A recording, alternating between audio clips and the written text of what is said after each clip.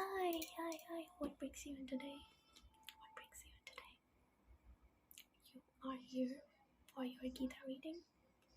I could tell. You just give up that vibe. Yeah. Okay, so we have a Gita here, but I will need you to wash your hands before we touch it. You didn't know that. Totally acceptable. Just gonna start by wiping off your hands, sanitizing it, because it is kind of a religious ritual that I cannot touch the book without washing my hands. Yeah, I already have washed my hands. Is that okay? Okay. Can you just show me your hands? I'm just gonna spray something on there. Yes. Show me your hand. Okay. Yeah, this is a roll-on sanitizer. Yes, and I'm going to rub it with and you can just wait for it to dry. Don't blow on it. Yeah. And we're all done. Yes. So now I will be showing you the Gita. Is that okay? Yeah. Of course it is. So this is my Gita. I will be reading this Gita to you today. It's called Bhagwat Gita as it is. Bhagwat Gita as it is. Now what is a Bhagwat Gita? During the war in I'm sorry. I am pretty sure it was Kurukshetra, but correct me if I'm wrong. I am pretty sure it was Kurukshetra though. So there was a war going on between Arjuna, like the Pandavas and the Kauravas, and Arjuna, I will say it, Arjun was fighting against the Kauravas. So Krishna was his mentor. Arjun says, I cannot kill people because that goes against my dharma, which is morals. So Krishna then goes on to explain him why he should do it, why he should be killing the bad people, because of course. So yeah, and other life lessons. All the life lessons were recorded and written down in form of the Bhagwat Gita. And there you go. There's the Bhagwat Gita. All aspects of life are summarized here in this book. And this edition, has a special, like, the designs in it, the graphics, like the artwork in it is very beautiful. So I would like to show you that artwork. Is that okay? Okay, now I will be flipping the camera so you guys can see what is written and I will be translating it to you. Hi. So here is the Bhagwat Gita. Let's get into it. So as we start, we can see Bhagwat Gita, and it's written by A.C. Bhaktivedanta Swami Prabhupada, the founder Acharya of the International Society of Krishna Consciousness. It's right here, which is ISKCON, International Society of Krishna Consciousness. This is a society of people who believe in the supreme deity, which is Krishna, which is okay, but it is a part of Hinduism. Alright, so this is a pretty old book. That's why it's a bit torn, but that's okay. It's really old. It's very old. It's a very old edition. We have it. I think it's older than me. Yeah. So you can see the author, His Divine Grace, A.C. Bhaktivedanta Swami Prabhupada, founder Acharya of the International Society of Krishna Consciousness. So as we go in, we see Shri Panch Tattva, Lord Shri Krishna Chaitanya, the ideal preacher of Srimad Bhagwat Gita, accompanied by his principal associates. Before going on there, we'll see what is on this page. We see Sri Jagannath Das Babaji Maharaj, the instructing spiritual master of Sril Thakur Bhakti Vinod. Then we have Sril Thakur Bhakti Vinod, the pioneer of program to bless the world with Krishna consciousness. Srila Bhaktisiddhanta Saraswati Goswami Maharaj, the spiritual master of His Divine Grace, A.C. Bhaktivedanta Swami Prabhupada, and the foremost scholar and devotee of his day. Sril Guru Kishore Das Babaji Maharaj, the spiritual master of Sril Bhaktisiddhanta Saraswati Goswami, and intimate student of Sril Thakur Bhakti Vinod. Okay, now here we can see the Panch Tattvas, the five elements. So we see Lord Krishna, the reciter, preacher of Srimad Bhagwat Gita, accompanied by his principal associates. Here I am imagining this is Sri Krishna and these are his associates. Okay, moving on to the next page. Here, should I turn on the light here? Yes. As a person puts on new garments, giving up old ones, the soul primarily accepts new material bodies, giving up the old and useless ones.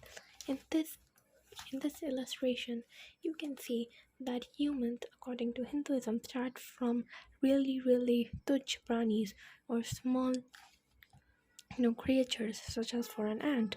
And when the ant does good work in his lifetime, let's suppose it becomes the grasshopper, and like promoting from there, it turns into, as you can see here, a very beautiful illustration of birds, monkeys, tigers, horses. As you can see here, there's a horse, then there's a monkey, and there's a human. And after I think it's 42,000 births, one finally gets the birth of a human. And or I think it's 42 million, I'm not sure about the numbers here. One finally gets the birth as a human. So it is considered that you might have done some splendid deeds in your past life, and that now you have finally gotten the birth as a human. Because to come out of the cycle of life and death, human body is the best body, because you have gotten the intellect, the conscience to think and act on basis of dharma, the morals of life. Animals lack those morals, but you as humans, you have the abilities to do your work on the basis of morals. You have all the knowledge to escape the cycle of life, and if you still can't do it, well, that's a shame. So yeah, here you can see a child is being birthed. It's growing, as you can see. Yeah, so the child grows, it turns into its youthful age, then it goes to the middle part of its life, middle ages, then it becomes old, and then it finally dies. If it cannot uh, be released from the cycle of birth and death, it is reincarnated as another child, and the cycle goes on and on until the deeds are good enough to be released from the cycle of life and death. And if someone does something really bad things, they may be reincarnated as one of these. They may be demoted, not promoted, demoted. For material creation, Lord Krishna's plenary expansion assumes three Vishnus. The first one, Mahavishnu, creates the total material energy, known as the Mahatattva. 7.4 purport. So here we can see the theory of multiverse. Now, as many of you would know, the theory of multiverse has existed before time in Hinduism. Here it is said that in the Trinity, there's one Vishnu, there's one Brahma, and there's one Shiv. But the supreme power of the universe is a Vishnu, which are divided into Vishnus are divided into three Vishnus. The biggest Vishnu, like the most supreme Vishnu of the world, which is also called a Brahman, not a Brahmin, a Brahman, not the Brahmin in the caste system, the Brahman, like Atman. So this is the supreme Vishnu, and these are all the other multiverses where there are different Vishnus. This one here, it's called the Mahavishnu, which is floating in different bubbles of other multiverses. So here you can see another Vishnu. Let me focus there. Another Vishnu with his Lakshmi on the Vastuki here. So that is what it depicts here. Basically different types of Vishnus. Now here on this page, you can see all materials in the world are being conducted under three modes of material nature. Although these material modes of nature are emanations of the Supreme Lord, Krishna, he is not the subject to them.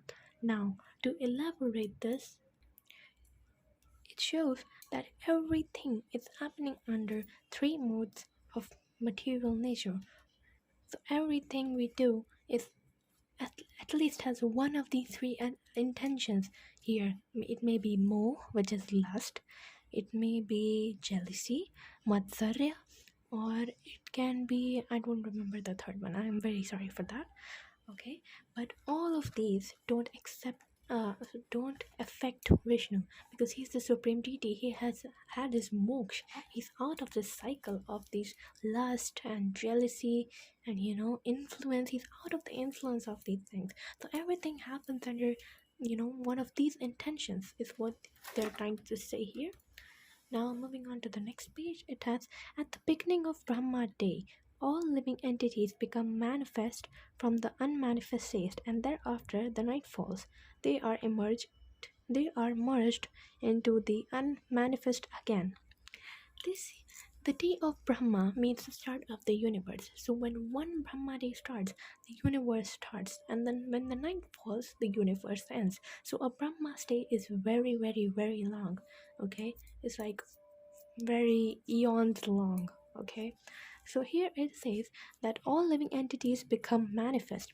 Means from nothingness all living entities become something, like their somethingness, and thereafter when the night falls they become nothingness again. So from some nothingness something becomes, and then that something dies into nothingness as soon as the night of Brahma falls. So here we can say the Trinity, like the Devis and Krishna, Vishnu, I'm sorry. And yeah, this is what this actually depicts. Now, moving on here, this is a really nice picture. I love this picture. Okay, when Krishna descended on this earth, he sported on that particular tract of land known as Vrindavan, comprising about 84 square miles in the district of Mathura, India. Here it says that when Krishna was born, he was born in Vrindavan, which is an 84 square mile district in Mathura. It's really out to the point, but here you can just admire the picture. This is such a beautiful picture. I love this picture. So yeah. Now, moving here. The highest perfectional stage of life enables the devotee to be transferred to Krishna's abode in the spiritual sky, Golok, Vrindavan, where the devotee becomes eternally happy. So when you have done good enough deeds to escape the cycle of life and death from the earth or the Bhulok, you are transferred to the other lok. There are 14 levels of life, like you can say 14 levels in total. If you're on earth, you are on level 7. You can either go down by doing bad deeds or you can go up by doing good deeds.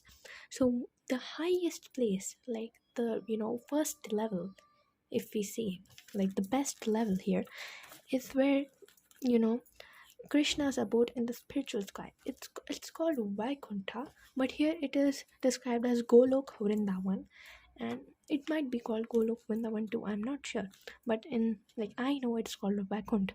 So where in Vaikunt is where Vishnuji resides on his Vasuki.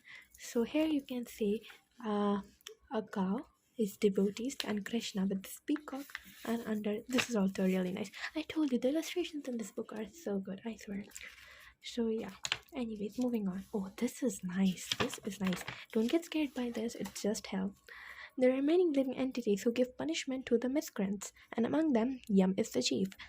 It's not Yama. There's many times when A is added in the Indian names, it's not actually pronounced. In the ancient ones, not if someone's called Pooja, Pooja, you're just not gonna call them Pooj. It's actually Pooja. So yeah, it differs. Situated in a planet near earthly planet. After death, those who are very sinful are taken there. Yam arranges different kinds of punishments for them. The idea of hell in Hinduism is not how it is in Islam or Christianity or Judaism. Okay, it's more of a thing like if you do something bad, you will be dragged to hell. But if once you've had the punishment for it, you will be put back out again on earth to prove yourself again. And if you have done good this time, you will be promoted to heaven. So here we can see this guy was drinking. Now, of course, you can drink, but no, like not okay. So Hinduism doesn't tell you to drink. Like it's not mandatory. It's not a sin as it is in Islam. It's not a sin. You can drink, but the after effects of drinking is where you need to control. So if you're drinking and you're doing something bad, the chief of hell is called Yam, which is the son of the sun god. Suryadev. So yeah, he's the chief there. He's the king. So the Yamdoots, the people of Yam, they will punish you. As you can see, they're pouring boiling iron in this person's mouth. Yes. So after, maybe that's all the sin he did in his life. After this, he will be sent back on earth. And I don't think so he'll be remembering that, because I certainly don't remember. Anyways, moving on to the next picture. This person was maybe involved in gambling or black money. Oh yeah. So this person is actually stealing from an old man. So as you can see, they're burning his stomach, because of course he ate something with that. So they're burning his stomach with hot iron rods and heating them here. That's the torture he's gonna get for that.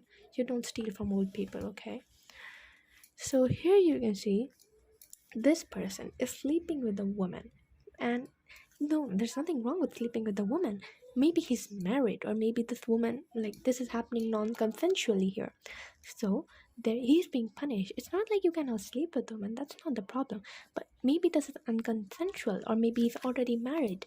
So that's why you know he's being forced on a woman made of fire. So he's hugging a woman made of fire. That's the torture for him. And he's also bare clothed. So as you can see, he's hugging a woman made out of fire. So that's very torturous, right? So here you can see this man, which is a chef, is making crab. Now, eating non-veg is not a sin, because different people eat non-veg, and that is okay. No one says that you can't eat non-veg in Hinduism. It's just that people who have to be spiritually very much connected to God, like the pandits, the priests, the yogis, not even all yogis, some yogis, okay, they need to leave these, like tyag, like they have to leave these, because they're not forced. They leave this to attain eternal moksha, eternal connection with the God. And not only non-veg, they have to leave onions and garlics, because it causes eternal rage. It's an outraging, it causes heat inside your body, which can cause to anger. And these priests are needed to be very calm. So as we can see here, he's treating a, maybe trading a crab, or maybe making a crab, and maybe the crab is alive and he just cooked it alive. Okay, so here he's being fried in boiling oil. As you can see, they're being dunked in the oil because they cooked a crab. But because if you gotta eat, you gotta eat, okay? They're not gonna punish you for that. But if you're a priest by work, not by birth, if you're a priest by work and you're doing this, no, then it is kind of, not acceptable, I'd say. I am the source of all spiritual and material worlds. Everything emanates from me. The wise who perfectly know this engage in my devotional service and worship me with all their hearts. As you can see here, he's telling Arjun that I am the source of all spiritual and material worlds, because as you can see here, everything emerges from Vishnu. Okay, so if, like the wise people, the priests, they spend all their lives worshipping to God, worshipping to Bhagwan, because that's just how it works. To escape the cycle of everything, just finally comes on to the topic where you need to escape the cycle of life and death. So yeah, if you want to do it, you gotta pray. Okay, so it's, even if you don't pray, that's fine, that's not a sin. But you know if you just live nicely, don't hurt people, don't go against your dharma, it's okay. Don't hurt people here. I mean, if you're a warrior, you obviously gotta hurt people, okay? So that's your work, that's your dharma, you gotta do it. But if you just kill people for fun, that's not your dharma, that's not what you gotta do. Maybe you are a businessman, then you cannot kill people, because that's not your dharma, all right?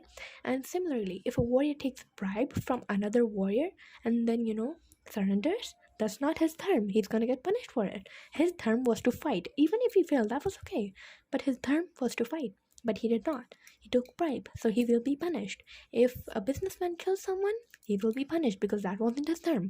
Okay, so yeah, that's that. Everything emanates from Vishnu. Vishnu is the prime source of everything. Here is the Supreme Person, who is considered the impersonal Brahman by great sages, the Supreme Personality of Godhead by devotees, and a product of material nature by ordinary men. Now, these boys, who have performed many ordinary pious activities in their past lives, are playing with that Supreme Personality of Godhead. So, as you can see here, there are a lot of children playing with the Vishnu here. So, it says that Vishnu, which is considered as a Brahman by the most, knowledgeable sages of all time, and the devotees, uh, the supreme personality, and yeah, is playing here with the normal kids.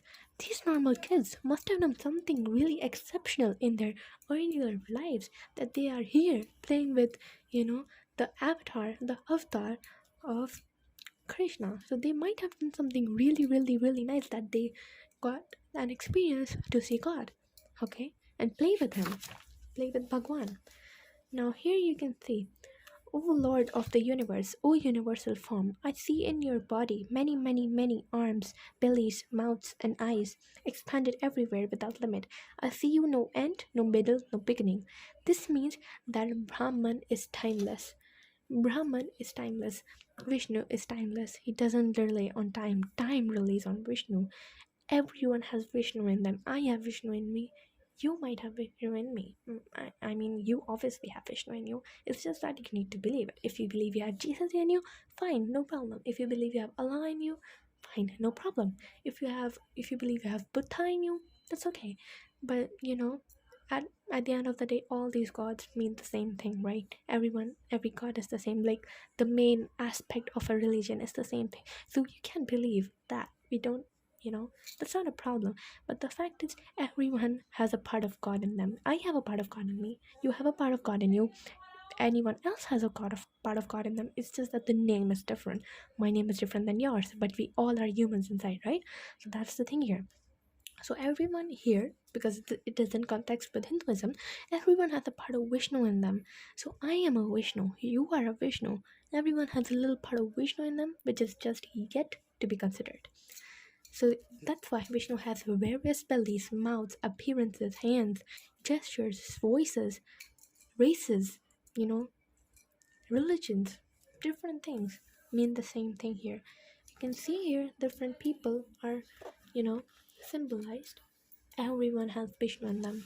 Yet in this body there is another, a transcendental enjoyer, who is the Lord, the supreme proprietor, who exists as the overseer and the permitter, who is known as the super soul. So Vishnu is considered as the super soul. In my body, where I have my soul, my Atman, there's yet another piece of Vishnu's soul, because everyone has Vishnu in them, okay?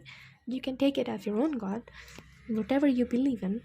So a transcendental enjoyer who will just sit and see what you're doing. They are the permitter. They see what you're doing so that a record of your work can be kept. So that means Vishnu is in everyone. I am seated in everyone's heartseat. From me come remembrance, knowledge, and forgetfulness. By all Vedas I am to be known. Indeed, I am the compiler of Vedant. I am the power of the Ved. I am the knower of the Vedas. So the Vedas were actually given to sages by gods, which also have a part of Vishnu in them, right? So Vishnu is the supreme composer of the Vedas here. So he's in everyone. In, as you can see here, there is a depiction of Vishnu, right? And then there's a lion which has a depiction of Vishnu in him. Um, yeah, and then there's this man who has a depiction of Vishnu in him. And there's this hunter maybe who's trying to maybe kill this thing here. He has a part of Vishnu in him. This bird has a part of Vishnu in him. This plant has a part of Vishnu in him. This duck has a part of Vishnu in him. Even the fish or the water has a part of Vishnu in him. The tiger, the leopard, the birds, everything has a part of Vishnu in them. It's just that it needs a little bit of consideration for the fact that there is something within you that you just need to discover. If you discovered the good part, you're good to go. So that was it for the illustration part today. If you guys want to know more on this topic, I will be, uploading more videos like this. So tell me if you enjoyed this video, and I will be, doing more videos like this in the future. I hope you guys like this video. It's pretty long right now, so I will be telling you all about this, reading some, verses from this book. So if you guys like this video, don't forget to put comments down below, and if I went wrong somewhere, please elaborate it. I would love to know. Thank you so much. Jai Hind. Jai. Yeah, sorry, what?